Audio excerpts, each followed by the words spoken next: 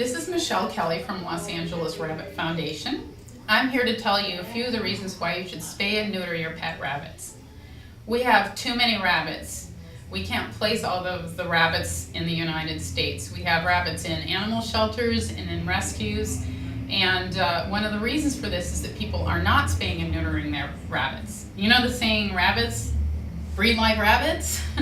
Well, a male and female rabbit can conceivably have 200 or 300 rabbits in the course of a year. That's because the female rabbit has a gestation period, or the time from conception to birth of her babies, of 28 to 31 days. She can become pregnant immediately after giving birth and have another litter a month later. At 4 months of age, her babies can reproduce and have more babies. Each litter can be 6 to 9 baby bunnies or kits. So you see the problem. We absolutely have to spay and neuter our rabbits in order to save some of these unwanted rabbits that we can't find homes for now. It's very important. The second reason to spay and neuter your rabbit is health. It's a fact that the majority of female rabbits get reproductive organ cancers by the age of 2. So in order to prevent that, we need to spay the females as soon as possible after the age of 4 months. Some exotic veterinarians will say that the girls should wait till they're 6 months of age, but in some situations it isn't practical to do that. For instance, if you have a rescue, an animal shelter, or if you have a large number of rabbits, what you want to do is keep them together as long as you possibly can without them fighting up until the age of 4 months. You neuter the males at 3 months, and then you spay the females at 4 months, and you track it very carefully.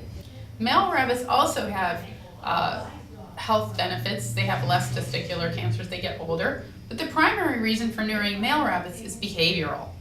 Male rabbits, if not neutered, will often exhibit mating behaviors. They will circle and nip your ankles. They bite, they fight with one another, they spray urine. Who wants bunny urine all over the house, right? So then they can dig and chew and cause damage. And what happens when you have these rabbits with behavioral problems is the people will put them outside, and then they're in danger from predators. So it's much better for the health of the rabbit to neuter them and keep them safe indoors. Then there's happiness. When you neuter a rabbit, you can safely put another neutered rabbit. It's better to have a neutered male and a spayed female. You can introduce them together and they can live together safely and happily. Rabbits really love to have another rabbit. They're herd animals. They really like to live in groups, and they need that 24/7 companionship of their own species. But they can't do that if they're not spayed and neutered. Besides the fact that they'll have too many babies, they'll fight. They don't get along. So it's absolutely essential that you spay and neuter your pet rabbit. It's also important when looking for a pet rabbit to adopt a rabbit from a shelter or a rescue group rather than buy one that's not altered from a pet store. If you have a rabbit, you don't know how old it is, but you're pretty sure it's 3 or 4 months of age, there's some behavioral signs that you can look for that indicate your rabbit is ready to be neutered.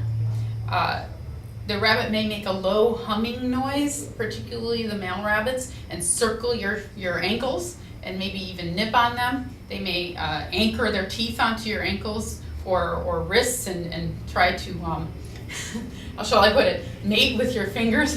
They might try humping on you. They will spray. They might suddenly turn into a teenager where they're being nippy. They don't want to be handled anymore, whereas previously they were easy to handle. And of course, they might fight with other rabbits. These are all indications that your rabbit is probably ready to spay or neuter. And you want to verify that with your rabbit veterinarian first.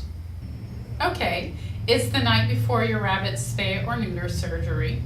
And the first thing that you want to be aware of is that rabbits should eat the night before and the morning of the surgery. Unlike cats and dogs, and you may have heard that you fast a cat or dog that they shouldn't eat before surgery, That's not true of rabbits because, first of all, rabbits can't vomit, so there's no risk for them to have food in their system. But in addition to that, more importantly, it's really important that rabbits have food moving through their systems at all times.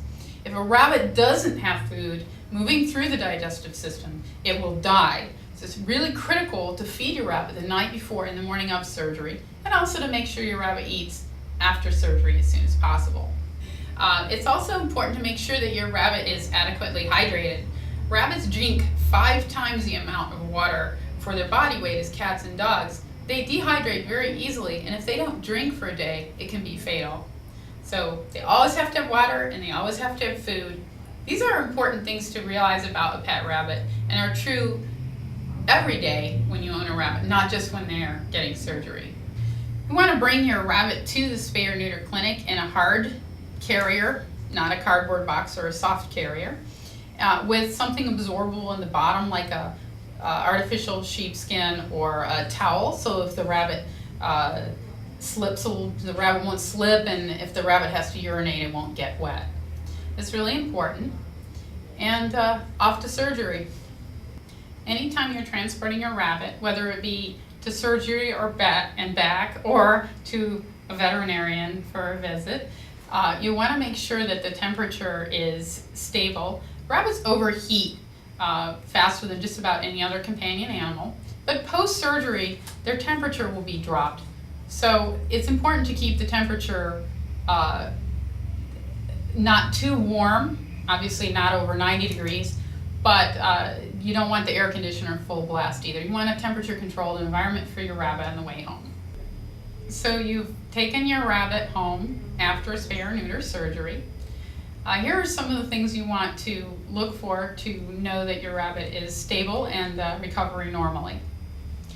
The rabbit should eat within 24 hours. The male should probably eat within 2 or 3 hours post-surgery. It may take the girls a little longer. Sometimes you have to offer them a little of their favorite treat. But anytime a rabbit doesn't eat for 12 hours, you should treat it as a medical emergency. And make sure when you pick your rabbit up that you get the emergency number so that you have a place to go if, say, the night following surgery you have an emergency number to call and a place to go to address any issues post-surgery. Be sure to check the surgical site in the days following your rabbit's spay or neuter. With the female rabbits, you might want to just tip up the front legs and peek under. Make sure that the incision isn't leaking or open or festering. With the male rabbits, because they recover faster, you can actually turn them over and check the surgical site to make sure there's no swelling or inflammation or infection. Problems with males are a lot less common than those with females. You really want to keep an eye on your female rabbit to make sure she's eating. That's really critical. And if she doesn't eat within the first day, you'll need to force feed her. You'll need to syringe feed her a little bit of pellet mush or critical care. And please consult with your veterinarian on how to force feed your rabbit, because it's absolutely critical that your rabbit eat within 24 hours. Please don't forget to take your rabbit in for its post-surgical exam. Most rabbits that have external stitches will need those stitches removed 10 to 14 days post-surgery. But even if your rabbit has internal or dissolvable stitches, you'll still want to bring your bunny in to have a post-neuter exam with your veterinarian. Should your veterinarian advise the use of an Elizabethan collar because your rabbit is chewing or digging at the surgical site post-spay or neuter, please discuss with him or her the possibility of using a belly band around your female rabbit to cover the surgical site so that she cannot reach it, or possibly with the males, a cloth collar around the rabbit instead of a hard plastic cone that would prevent the rabbit from eating. There are some wonderful resources out there to help people who have pet rabbits. Obviously you care about your rabbit or you wouldn't be watching this video. On the internet, you can go to www.rabbit.org.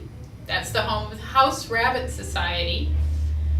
Or you can go to Los Angeles Rabbit Foundation's website, www.labrabbits.org, where you'll find accurate information on rabbit care. There's a lot of misinformation on the internet and in print. You want to make sure that you get proper and accurate information about rabbit care. The best book on pet rabbit care is called The House Rabbit Handbook. It's written by Marinelle Harriman and is published by Drollery Press. You can order the House Rabbit Handbook by going to the House Rabbit Society website, www.rabbit.org.